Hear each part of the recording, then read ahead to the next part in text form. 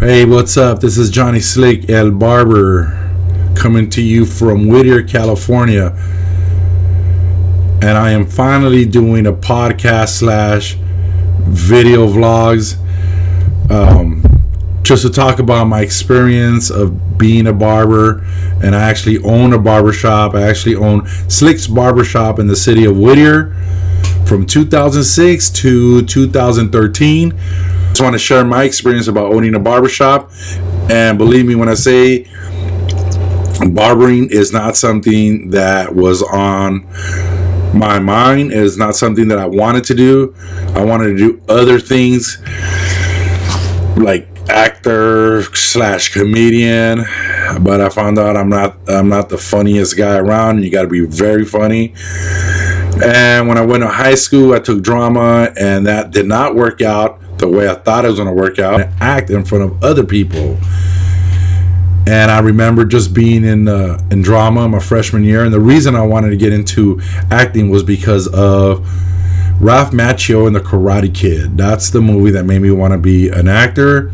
Didn't happen. I enrolled in drama, and I just remember getting up in front of people and having to read in front of people, the students, and I froze and I turned red as a tomato. This brown skin turned red. That doesn't happen. Well, it didn't. It happened to me, and all I could remember is one of the hot girls say, she whispered, but I heard her, and I just remember her saying, "Look how red he got, and why is he sweating so much?" And that was it. I was afraid of getting in front of people after that. So I don't know what I was going to do. I was at a warehouse, working at warehouses. I worked at Foot Locker. I got fired. I worked at a yogurt shop. I quit. I did a lot of stuff, and I quit. And I never really wanted to be a barber until one of the warehouse jobs that somebody was working with me. He told at the time my mom owned her own beauty salon, and then he had told me, "Hey, why don't you become a barber and work with your mom?" But at the same time, I was heavily drinking, smoking, doing drugs at the time, and there was no way I was going to be able to work with her and do all those stuff. So the only time I was a barber, at least I put my hands on clippers, were around 1987 and 88. And I was cutting out of the garage, and I know there's a lot of barbers out there that cut out of garages. So that's how I started, and I only did it for that one summer. And for that summer, I cut a few heads. At the time too, that was funny because at the time the fades weren't as great as they are today in 2019-20. They're not that good. I remember there were the Kid and Play style where you had the line just straight. It was just a straight line. There was no blend, no nothing. So I said, sure, I could do that. So I ended up cutting hair at the garage, and I cut the neighbors, I cut myself, my brother. I remember using a Oster 76 and the seniors, and those are the ones that I used. I did not use any shears at all whatsoever. And I remember there was also a black family that lived down the street. Their little two kids, they came in for a haircut. I remember I cut their hair, and they kept coming back. And then pretty soon I wanted to charge other people for haircuts, anyone. And I think at the time I was trying to charge $5. Yeah, they didn't come back. So that was my career as a barber, as a high school barber. So that was done with. And fast forward, there was a lot of partying at that time. I drank a lot, I did the drugs, I smoked out, and every job that I had I could not keep, or I would get fired, or I would quit. There wasn't a job for me. And like I said, I finally got a job in 1993. I remember because that was the year my daughter was born, in 1993. and I had to get a job. I was there for 10 years up until 2003. I enrolled at Royal Hair Institute in 2003. I attended in 2004. And let me say, that was a good experience that I had. It was in East LA, Royal Hair Institute on Whittier Boulevard. Met a whole new host of friends. And at the time, in 2004, 2003, there was no barbers. I mean, there were barbers, but it's not even close to what it was when the boom hit. The barber boom was 2008, I believe, to anywhere from 2008, 2009. It's when it hit hard. But at that time, there wasn't that many barbers. In fact, I didn't even go see a barber myself. The way I decided to be a barber was that I started going around. Well, this is what happened. One of the guys at the shop, at the warehouse that I was working at, kept telling me, why don't you become a barber? Why don't you become a barber? Go work with your mom, because my mom owned a beauty salon at the time, and go work with your mom. And I'm sure that, you'll make some kind of money better than the warehouse that I was working at, because the warehouse that I was working at, there was no way I was going to get advanced anywhere in it. So I took his advice, and before I signed up, though, I went and visited 3 different barbershops just to see what kind of money they made, just to see the environment, just to see everything. The first one I remember was on Telegraph and Leffingwell. It was an old man. As soon as I walked in that door, I remember him saying, I don't do fades. Well, not in that voice, but I just remember saying, hey, I don't do fades. All I do is shear work. And at the time, I had a little puffy hair, this long, little afro. So I sure just cut my hair. And then I ended up going to another barbershop in Pico Rivera on Telegraph. And when I went, it just so happened to be around the holidays. And I remember seeing a huge line. There was like 4 barbers. And I was just thinking, wow, these guys are making money it was only one day. I think it was Friday night or Saturday. And it was right before the holidays. So then I ended up going to another barbershop in the city of Norwalk, because one of my friends told me about that one. And that one was on, I believe, Rosecrans. I can't remember. I don't know if it was Mike's Barbershop or Rosecrans in Norwalk or Firestone. Anyways, he told me to go check that place out. I went. There was a guy there that was working. He gave me a dope ass fade. He gave me a real good haircut. And I asked him where to go. Where did he go? And he told me he went to Royal Hair Institute in East LA. So I went, I enrolled, and be honest with you, I had a real good time there. So I graduated from Royal Hair Institute in 2005. I took a month off, and before you know it, one of my friends told me that they were hiring at a barbershop in the city of Whittier on Washington Boulevard, which later I ended up owning.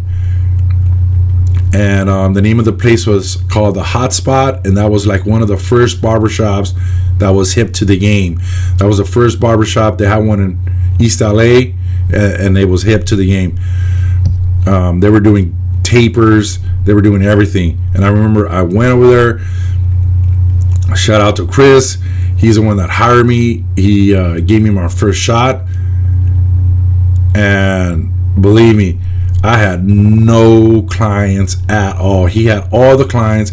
I had none. Not one client. And it was like that for a very, very long time. When I got to the school, that's when I learned, or at least when I turned on my machines for the first time again since 1987. So I didn't know how to cut hair. I had an experience for one summer, but that was it. And when I got to school is where I turned on the machine. I remember we learned how to do razor shades for 2 weeks straight. After that, it was all about just trying to learn how to cut hair. I didn't go there to learn how to do women's haircuts, how to do perms, highlights, roots. I didn't that's not what I went for. I thought it was just strictly men's haircuts. But of course, if you went to a barber school, you got to learn skateboard. You got to learn the perms on a mannequin. That shit was boring as hell. The work was sucky, but the friendship was fun. So I get out of school. I'll go to this hot spot, the barbershop. My first client that walked through that door, and I remember I did a fade, probably a 2 and a razor fade, medium. And like I said, in school we weren't allowed to use a razor to do a fade. All we could use is the 00 Andis. And boy, talk about learning from your mistakes. So I lather him up in the back, all this, and instead of going down, I ended up going against the grain. But that was a mistake. That you're not supposed to do that, especially when he had very thick hair. He never came back. Thank God there was no Yelp, because I definitely would have gotten a bad review at that time. So that was like my first client, and then after that I didn't have no clients for a long time. So what am I going to do? Just sit around? Of course not. This is before Instagram, Facebook. Cell phones were out, but they're not even close to what it was today.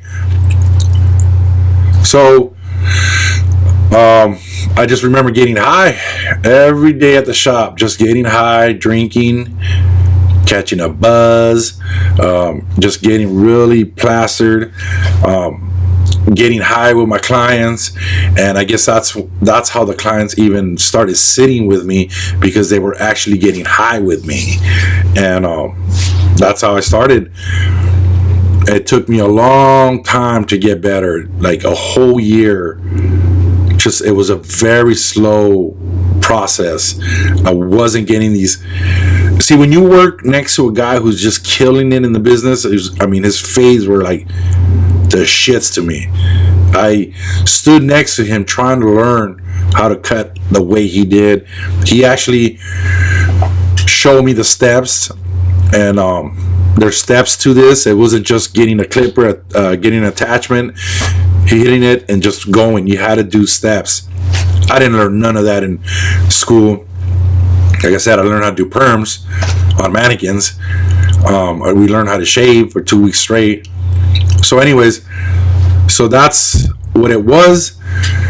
And I was there just learning, observing the game, observing how to cut hair, how to fade, how to do tapers, because at the time tapers were very popular, and that's all people were doing, like a 5, 6 with the taper 0 right here, and of course your classic fade, high fade, medium fade. And I just had to sit back and watch him learn. Of course I got high, I drank, and that's what I did. I developed a very bad habit of drinking and smoking while I was at the job. Very bad habit. So at the time I wasn't making that much money, and I wanted to go check out different barbershops. So what I did is, in 2005, I knew some cat, A Boogie. Shout out to A Boogie. Met him at Royal Hair Institute as I was leaving. A couple months before I left, they came in, him and his class, they came in, and I hit him up. Oh, and at the time too, I was working at a gentleman's club here in Santa Fe Springs, the Holiday Inn. Say what? No, I'm just playing. So I was working there, working at the barbershop, because I had to make some kind of money, and then I quit Hotspot, and I ended up going to a barbershop in Downey, but I was only there for a month. And then they told me that I was going to share that barbershop with some other another cat that went to our school, Felix. And but to be honest with you, I wasn't there full time. I didn't take offense to it. Well, actually I did, because I wasn't going to share my station with someone else. That just doesn't make no sense. So I quit. No hard feelings. I quit, but from there I've known A Boogie for 2006 all the way till today, and that's a story on its own. I will share that with you guys. This is exactly what happened. Chris, the owner of the hotspot, ended up calling me up on a Saturday to give him a ride to work for whatever reason. And as I was giving him a ride to work, he asked me if I was working at a barbershop. I said no. I told him where I was working, and he said that he was going to sell his barbershop. I asked him, are you selling the shop to another barber, or who are you selling to? He said, no, just some guy who wants to own a barbershop. So then I asked him, why don't you sell it to me? But it was weird because I said that, but then after I was thinking like, no, I don't think I can run a barbershop. I haven't been out of school for a year, not even a year. And there was no way in my head, I was thinking, there's no way that I could even be a barber. My haircuts are not even good. How can I be an owner of a barbershop? Thank God for my number one supporter, who's always supported me no matter through thick and thin, even when I was drunk, passed out, high, everything. She was my number one supporter. She owned her own beauty salon, and she told me to jump on this deal because it was a good deal. Jump on it. I told her, of course, being who I am, negative, I told her that there's no way that I can do this because I don't know how to cut hair. I've only been out of school for less than a year, and my haircuts are not even good. And she said, don't worry about it. You will get better, and you're going to get your clients. Just go for it. Buy it. We will give you the money, pay us back, and you can, you'll own it. So I did it in 2006, September of 2006. I opened up my shop, Slick's Barbershop. And the reason I named Slick's Barbershop wasn't because they call me Slick. No one ever called me Slick. The reason I got it was because there was a bomb ass movie back in the 90s. It was called Heat, with Robert De Niro, Al Pacino, Val Kilmer, Tom Sizemore. And Tom Sizemore, if you know the movie, if you've seen the movie, he always called everybody Slick. Like, shut the fuck up, Slick. Get in the car, Slick. So if you know the movie, you know what I'm talking about. So as I was watching that movie, I love that movie. It's one of my favorite movies. I always pretended I would pick up the phone and say Slick's Barbershop, Slick's Barbershop. It had a good ring to it. So it became Slick's Barbershop, City of Whittier. And from 2006 to 2013, I was the owner of Slick's Barbershop. And what I learned from those 13 years, it's customer service is number one, period, by far. That is not what I thought.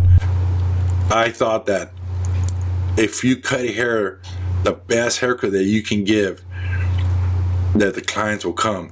But in reality, that is not true. The reality is you have to have good customer service. That's what I learned. It took me a long time to learn that. But customer service is number one in barbering, and it's probably number one in any kind of business. Don't matter how talented you are, if your customer service is not up to par, if it's not better than the next barber sitting next to you, it ain't gonna happen. It'll happen a little, but the one with the best customer service is the one that has the most clients, and that's the way it is. But at the same time, I was just learning how to cut hair, and I was so focused on giving the best haircut. So I had to learn how to cut hair quick.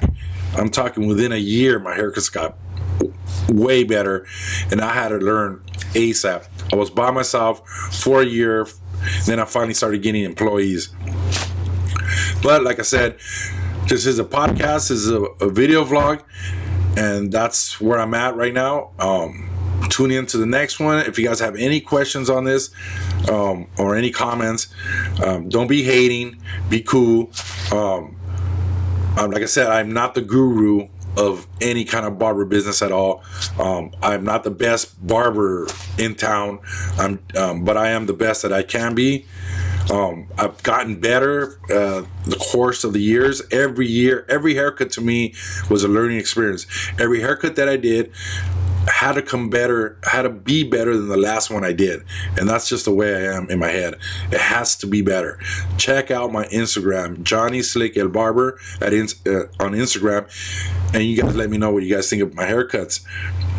But until then, the goal for me is to talk to other barbers, and I want to hear their experience of being an owner, renting a station, which one is better.